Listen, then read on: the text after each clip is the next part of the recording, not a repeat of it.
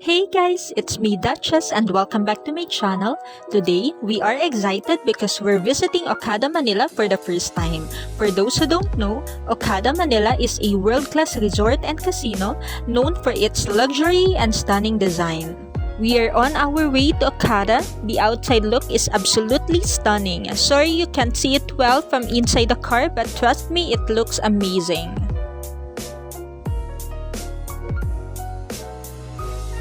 Look at this lobby, so grand and luxurious. The design and attention to detail are incredible. Everything feels so elegant and welcoming.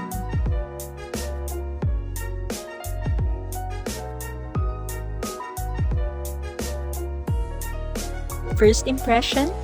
This place is stunning. Can't wait to explore more. Before we explore OKADA Manila, we decided to grab some drinks at Kumi. We ordered Will You Ube Mine and Mango Moo. They look delicious. Hi guys! We are here now in Kumi and then we ordered Will You Ube Mine, one of the best sellers, and Mango Moo. Mango Moo. The best seller. And then for a total of 360. And they are masarap. Cheers! Cheers. I noticed there are fruits. Yeah. There are like this mango with mango fruit. Okay, got some now. This. Right down. Nata. The Will You Ube Mine with the nata decor. Nata decor. Not purple rice.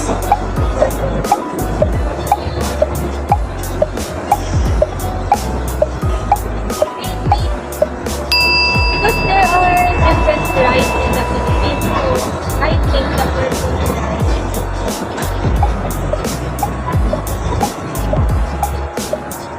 It's either dessert, like the biko, the sticky rice dessert, like that, or the other.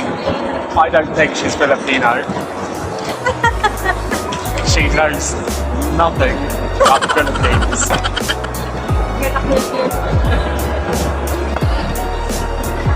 Actually, he is from Pluto. I am more Filipino than Duchess.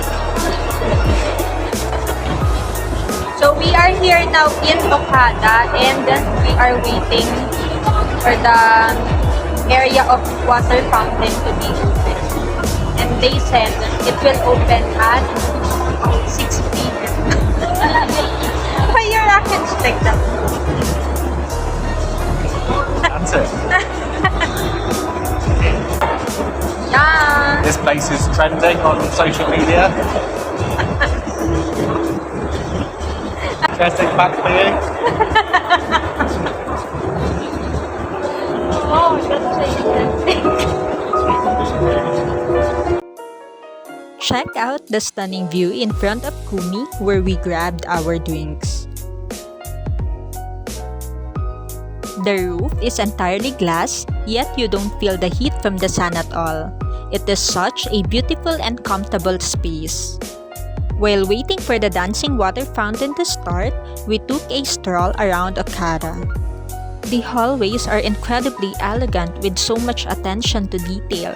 There are plenty of boutique shops and a casino to explore. And just look at these ceilings, so sophisticated and beautiful.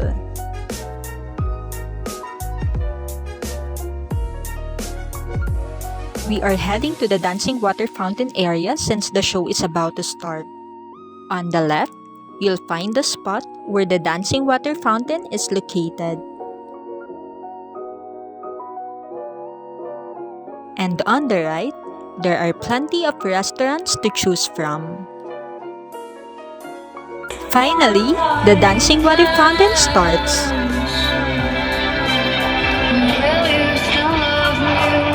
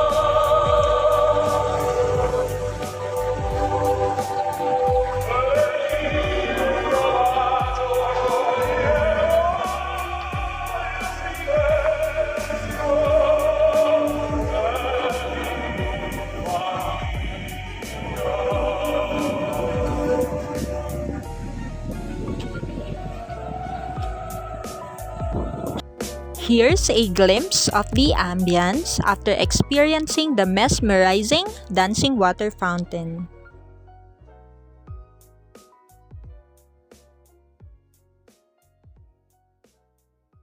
Thank you for watching our adventure.